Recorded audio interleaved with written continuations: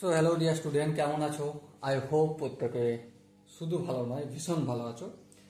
স্ক্রিনের ওপর একটা প্রশ্ন লেখা আছে, তাই না? লাভ ও ক্ষতি চ্যাপ্টারের প্রশ্নটা কি বলা আছে, প্রথমে আমরা মন দিয়ে পড়বো, বুঝবো, তারপর তার সলিউশনের দিকে আগে যাব। ওকে, দেখো কি বলা আছে। এক ব্যক্তি একটি দ্রব্য 10% লাভে বিক্রয় করে।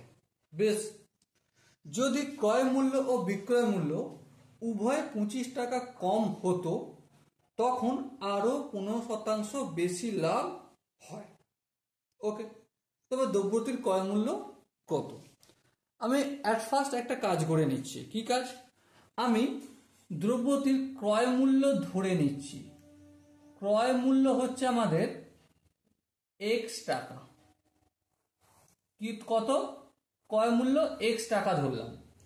এবারে প্রথম অবস্থায় ওই ব্যক্তিটা 10% লাভে বিক্রয় করছে। হ্যাঁ, তাহলে যদি ক্রয় মূল্য এক্স টাকা হয়, তাহলে বিক্রয় মূল্য কত হবে? অবভিয়াসলি এক্স প্লাস এক্স এর 10%। হ্যাঁ, আই হোপ এই ক্যালকুলেশনটা তোমরা করতে পারবে। আর অন্তিম পর্যায়ে এসে দাঁড়াবে কি? 110x আপন 100, এই শূন্য কেটে দিলাম। তো কি পেলাম আমরা? 11x আপন 10। এটা হচ্ছে ভগ্নাংশের যোগ করতে হবে এখানটা। আই হোপ তোমরা করতে পারবে, ধরে আমি আগে বাড়ছি। এরপর নেক্সট স্টেপে কি বলেছে দেখো কোশ্চেনটাই। ক্রয় মূল্য বিক্রয় মূল্য উভয়ই যদি 25 টাকা কম হতো, মানে ক্রয় মূল্য ছিল x টাকা, হ্যাঁ, সেটা আমাদের যদি x মাইনাস 25 হতো, আর বিক্রয় মূল্যটা যদি 11x মাইনাস 10 এ থেকে যদি 25 টাকা কম হতো, মানে এটা কিন্তু বিক্রয় মূল্য। কখন? যখন ক্রয় মূল্যটা x মাইনাস 25 হলো, তখন বিক্রয় মূল্য এটা হবে। ঠিক আছে? আচ্ছা, এটাও এক প্রকার বিক্রয় মূল্য হিসেবেই এটা রইল। এটার কাজ আছে, জাস্ট একটু পর বলবো। এরপর দেখো, যদি ক্রয় মূল্য বিক্রয় মূল্য উভয় 25 টাকা করে কম হতো, তখন আরো 5% বেশি লাভ হতো। 5% লাভ হলে এটা যদি ক্রয় মূল্য হয়, এবারে এটার সাপেক্ষে বিক্রয় মূল্য কত বের করতে পারবো? হ্যাঁ, এটার সাপেক্ষে বিক্রয় মূল্য হবে x মাইনাস 25। এটা ক্রয় মূল্য, অতিরিক্ত 5% লাভ হচ্ছে, মানে 10% ছিল আর 5%, তাহলে 15% লাভ হচ্ছে। তাহলে প্লাস ক্রয় মূল্য x মাইনাস 25 এর 15%। বলো এই জায়গাটায় বুঝতে কি অসুবিধা রয়েছে? আই হোপ বুঝতে অসুবিধা হওয়ার কথা নয়। দেখো, এখানে বিক্রয় মূল্য দুটো বের করছি। একটা বিক্রয় মূল্য যখন x টাকা ছিল, তখন বিক্রয় মূল্য এটা ছিল, প্রথম কথা। হ্যাঁ, ঠিক। এরপর কি করছি? ক্রয় মূল্য 25 টাকা কমাচ্ছি, তখন বিক্রয় মূল্য আমাদের 25 টাকা কম হচ্ছে। আর এই কম হওয়ার ফলে এক্সট্রা 5% প্রফিট পাচ্ছি। এক্সট্রা আচ্ছা, এক্সট্রা যখন 5% প্রফিট পাচ্ছি, তখন বিক্রয় মূল্য এই যে x মাইনাস 25, এটা ক্রয় মূল্য, এর সাপেক্ষে বিক্রয় মূল্য কত? অবভিয়াসলি x মাইনাস 25 ক্রয় মূল্য প্লাস ক্রয় মূল্য এর 15%। এবার হয়তো কারো প্রশ্ন আসতে পারে, দাদা তুমি 15% লিখলে কেন? দেখো, আমরা 10% আগে প্রফিট পাচ্ছিলাম, এখনো আরো অতিরিক্ত 5% পাচ্ছি, তাহলে 15% হবে না? হ্যাঁ, হবে, সেটাই করছি। এবারে এখানটা যদি ক্যালকুলেশন করি, x minus 25 plus x minus 25 into এর পরিবর্তে ইন্টু 15 আপন 100। এবারে এর নিচে 1 আছে, 1 আর 100 এলসিএম নিলে 100 হবে।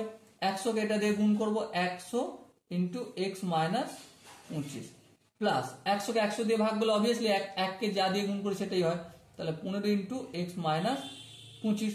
এবার দেখো, এখানেও এক্স মাইনাস 25, এখানেও এক্স মাইনাস 25, তাহলে কমন নিয়ে নেবো, এক্স মাইনাস 25টা কমন নেবো। আর কি পড়ে থাকবে? এখানে 100 প্লাস 15টা থাকবে, আর নিচে ডিভাইডেড বাই 100। আরেকটু যদি ক্যালকুলেশন করি ফটাফট করে, এক্স মাইনাস 25 আর এখানে 100 প্লাস 15 সমান কত হবে? 115, আর নিচে 100।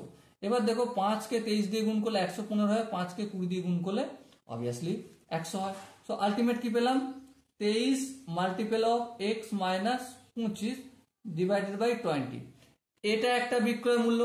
আর এটাও একটা বিক্রয় মূল্য, এই দুটো বিক্রয় মূল্য কি ইকুয়াল? হ্যাঁ ইকুয়াল। কেন ইকুয়াল?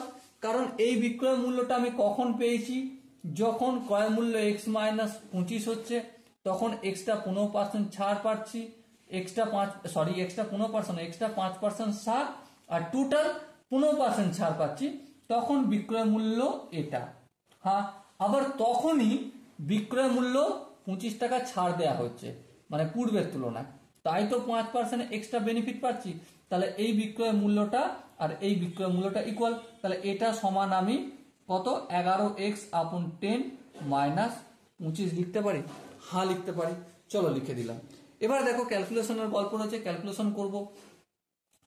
আর এখানে 23 এর সঙ্গে x গুণ করলে অবভিয়াসলি 23x হবে, মাইনাস 23 এর সঙ্গে 25 গুণ করলে 25 ইন্টু 23 হবে। আর এখানে দেখো 20টা আমি স্প্লিট করে দিচ্ছি, এদিকেও 20 করে দিলাম আর এখানেও স্প্লিট করে দিলাম, আর কিছু করিনি।